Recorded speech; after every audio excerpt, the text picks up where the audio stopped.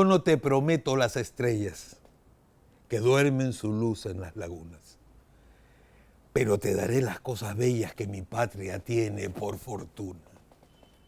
Yo te ofrezco el templo Coricancha, el oro Mochica y el Chimú, los mantos sagrados de Paracas, eso y mucho más mereces tú. Tuyo el mar, los peces y corales, minas y volcanes en la sierra, los bellos paisajes naturales que las tardes pintan en mi tierra. Para ti, los ríos y la selva y las flores de exótico color y el dulce trinar de las aves. Antaras y quenas, arpas y charangos, las notas festivas de nuestro folclor. Ternura y arpegio en los yarabíes que quitan las penas de mi corazón. Alegres tonderos con sabor a norte, guitarras criollas en el callejón y esas marineras que baila mi pueblo. Y esas marineras que baila mi pueblo al ritmo moreno, palmas y cajón. Luis Abelardo Núñez. Esta canción, que se llama Arcoíris, es un vals y tiene más de 70 años. Y le cuentan a usted, querido amigo de Noche de Luna, los privilegios de haber heredado un país en el cual todo lo que he mencionado es suyo, por haber nacido en este maravilloso país. Todo eso, ese patrimonio que vemos en los museos, que escuchamos en la televisión, en algunas veces, en las radios, la música, el canto popular, la poesía, el mito, la leyenda, son propiedad de usted. Tiene que saberlos para conocerlos y reconocerlos. Lo curioso es que todo esto, que es la vida, porque esto es la cultura, y sin ella no hay vida, todo le pertenece a un ministerio en el Perú. Se llama el Ministerio de la Cultura. Menuda tarea. El Ministerio de la Cultura podría ser el Ministerio de la Vida, el Ministerio de la Razón, el ministerio que guía a este país. Si no lo conocemos, los errores anteriores vamos a repetirlos. Por eso es importante que usted sea consciente del país privilegiado en el que nació. 7 años venimos argumentando estas razones. Hoy día es el momento más especial. De repente algo que yo nunca imaginé que pudiera ocurrir. Porque el personaje más importante de la cultura está con nosotros el ministro de Cultura del Perú, don Alfredo Luna. Bienvenido, ministro. Javier, emocionado por las palabras que acabas de mencionar. Muchas gracias por la invitación. Y más que el personaje más importante de la cultura, soy el primer servidor de la cultura del Perú. A lo largo de mi vida he tenido la suerte de tener muchos grandes maestros y te menciono entre ellos. Tenemos a un maravilloso amigo del cual hemos hablado. Qué lindo. Que es el querido y muy respetado Luis Repeto Málaga, hoy en el cielo, a quien creo yo se merece este diálogo de dos amigos que lo queremos mucho. Qué bonito, qué bonito, qué bonito. Realmente nos vamos a quitar la formalidad porque el señor ministro merece un trato, pero además es mi menor. Además, pariente mío ha de ser porque es un privilegio, ya tenemos el mismo apellido y además una cercanía muy especial. Yo nací en Ica y él vivió en Ica y se siente chinchano antes que nada. Y eso suma para mi región. Efectivamente, querido Javier, somos iqueños. Somos iqueños. Tú iqueño y yo chinchano. Y qué bonito empezar haciendo una semblanza de esa tierra sagrada, rica en patrimonio natural, arqueológico y de industria cultural o cultura viva, ¿no? Y qué bonito hacer un acercamiento a algo que nos ha marcado la vida. Conversamos hace un momento de qué significaba Chincha para mí. Y yo te decía, fue el lugar en donde yo aprendí a querer y a tratar a todos los peruanos por igual, peruanos y peruanas, chinos, negros, blancos por igual, artífices de alguna maravillosa artesanía, bailarines maravillosos o empresarios agrícolas, vitivinícolas también. Entonces ahí aprendo a formarme como un peruano que entiende algo que tú acabas de decir. La cultura no es un objeto. La cultura es el ser humano que aprende a reflexionar en función de su identidad. Y para entender su identidad, valora su patrimonio, ¿no? Menuda tarea, pero claro, eso es la realidad, pero la entendemos quienes la vivimos conscientemente, pero no todo el mundo. Yo no entiendo, por ejemplo, que la gente no entienda hasta ahora que la ciudad es limpia porque no se ensucia. Pero todo el mundo tira los papeles porque... Efectivamente. O sea, la gente cree que eso es así, como que la gente cree que la obligación es de la municipalidad o del gobierno de turno de preservar, conservar, poner en valor, como se dice ahora, los patrimonios heredados. Hay gente que cuando sabe que su casa es monumento histórico, las destruye. Porque dice, con esto me va a ir terrible, no voy a poder hacer. Y así muchas cosas. Hay gente que reniega de nuestra identidad, que reniega del mestizaje. Recién nos admitimos en la gastronomía, pero la gastronomía es la prueba exacta de la cultura maravillosa de este país. Sumando todo, sale el lomo saltado, que sin duda tiene más fusiones que ninguno. Pero eso es lo que tenemos que ser conscientes en el Perú. Durante estos 7 años, casi 7 años, no hemos hecho otra cosa que no criticar, sino reclamar, decir quién hace esto, quién se preocupa de esto, por qué sucede esto. Y por supuesto, uno de los grandes problemas que hemos tenido ha sido el del Cusco con Machu Picchu.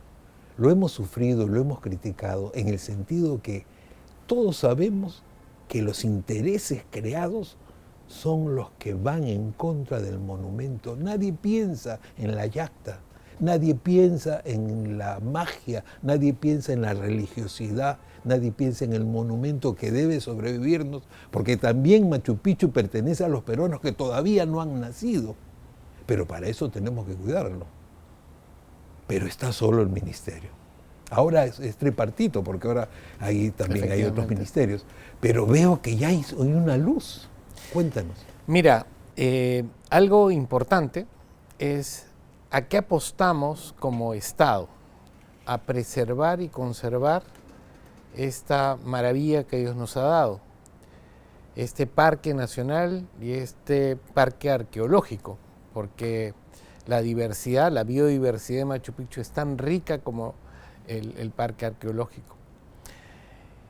¿Y qué significa conservar y preservar? Justamente pensar en los nietos y en los nietos de nuestros nietos. Por ello, el día de ayer firmamos un convenio con CERNAMP y con MINCETUR para hacer un nuevo estudio de cargas. El anterior se hizo hace más de 10 años.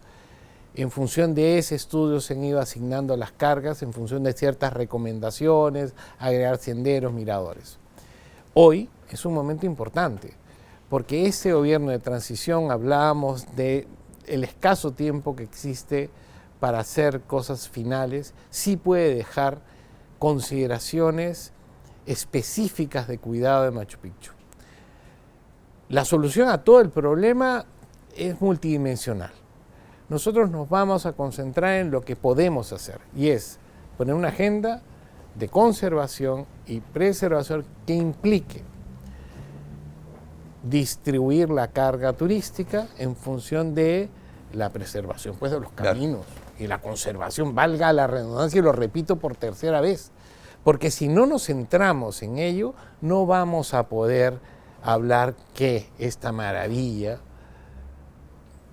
la pudieron ver o la verán nuestros nietos, y nuestros nietos nos mirarán atrás y dirán, oye, me contaron y vi fotos de un sitio maravilloso que desapareció, como nuestro Coloso de Rodas, que no es nuestro, es mundial, ya no existe, ¿no? Entonces, la pregunta que tú haces y la afirmación es real. Este gobierno de transición, y voy a referirme a él más de una vez, ha logrado que 3 ministerios que no se comunican con frecuencia hoy actúen en coordinación para dar esta vida futura al sitio arqueológico, a nuestro santuario. Enhorabuena. Pero en eso sea consciente usted que nos está mirando y que vive en el Cusco. Seamos conscientes. Es que Cusco estuvo, por supuesto, Machu Picchu de sus razones de Hiram Bingham, hace 100 años, publicidad maravillosa otorgada por el sistema americano a National Geographic. Hay que entender que eso ha hecho que Machu Picchu sea amado, adorado y querido por todos. Pero ahí viene el maltrato y el mal uso. Hay mucha gente que en Aguascalientes, que está abajo, han hecho una inversión de manera tal que ellos creen que tienen que recuperarla, aún en detrimento del monumento, en detrimento del turismo y en detrimento... ¿Por qué? Porque la gente piensa en sus razones. Igual entre los que hacían, todos los que hemos ido al Cusco, sabemos perfectamente estas peripecias que tenemos que hacer, y eso no debe de ocurrir. Y estoy pensando en todo esto porque así mismo pienso, mi querido amigo ministro, que igualito tendría que pasar en el norte del Perú, que está no olvidado, sino que la gente solamente piensa que hay que ir al Cusco, que hay que ir a Arequipa, de paso al Cusco, y de ahí se va el turista, cuando este país tan maravilloso nos entrega toda la costa norte con una arqueología fantástica. Efectivamente, tú lo has mencionado, Cusco no es solamente Machu Picchu, no es el Valle Sagrado, es la misma ciudad que es hermosa, maravillosa. que es bien llamada el ombligo del mundo. Sin embargo, el Perú no es solamente Cusco. En La Libertad encontramos desde Chanchán, la Huaca del Sol y la Luna, el Brujo, Marca Huamachuco, y más arriba estos 6, 7 museos en Lambayeque, maravilloso. Y más arriba tenemos Acuela. O sea, tenemos una cantidad de destinos impresionantes que no son desarrollados. Creo que somos un poquito flojos los peruanos para darnos cuenta que podemos generar proyectos turísticos tan importantes como Machu Picchu. El atraer el turista, que es una función que no es de cultura, nosotros tenemos como función la preservación, es una función que enlaza perfectamente con algo que tú mencionaste.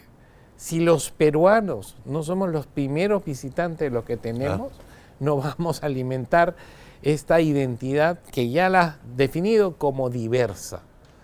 Hemos hablado de Amazonía, hemos hablado de costa, hemos hablado de sierra, en la mención de estos sitios maravillosos. Entonces, esta identidad que también está fortalecida por aquello que acabas de leer, por la esencia del arte, por la esencia de la poesía, de la música nacida de nuestros abuelos, ¿no? Entonces, hablamos de cultura como un conjunto que nutre, ¿no? Hablamos de música, hablamos de danza, hablamos de marinera, hace un ratito hablamos que de acá te vas a bailar marinera, hablamos de patrimonio, pero todo ello integrado. Eso es peruanidad, eso es ser peruano. ¿Y cómo hacemos para que los colegios, porque las familias no han hecho la tarea, y hay mucha gente que no conoce, no sabe de lo que estamos hablando, no les interesa? Yo recuerdo en una época, en el Museo de la Nación, lamentablemente cerrado, logramos tener 4.000 niños diariamente que venían, y conseguimos que el Congreso les exceptuara el pago para los colegios del Estado. Y era una fila interminable de niños que, por supuesto, nunca olvidarían el momento que vivieron, aun cuando haya sido la única vez. Pero eso ya es indeleble, eso no se les va nunca de su idea de propiedad, de herencia. Mira, el Ministerio tiene bajo administración 51 museos, además de los sitios arqueológicos. Ya tenemos una norma permanente para que exista un día en que los niños que ya cuentan con acceso a los museos y a los sitios arqueológicos, pero también las personas que tienen alguna discapacidad. Entre páginas en la avenida Larco en Miraflores. Esta esquina magnífica. Entre páginas, Larco, cuadra 5, Miraflores. KGB y Velasco. La Alianza Rusia-Perú 1968-1975. Cómo el espionaje ruso infiltró toda América Latina. Libro magnífico presentado por don Aldo Mariátegui. Usted lo conoce. Yo lo conozco y tengo el orgullo de decir que él es gente de Willax. Él es parte de nuestra cultura en Willax. Él es la forma perfecta de entender la política y, por supuesto, en Willax. Es absolutamente inmejorable e imprescindible que usted lea este libro. Es un libro magnífico porque Aldo Mariátegui revela la historia secreta del KGB tanto en el Perú durante el gobierno revolucionario de las Fuerzas Armadas como en otros países de Latinoamérica. Cómprelo, llévelo a usted, la verdad estará junto a usted. No se le olvide que este libro está firmado por Aldo Mariátegui. Categoría verdad absoluta, inmejorable adquisición. Aldo Mariátegui.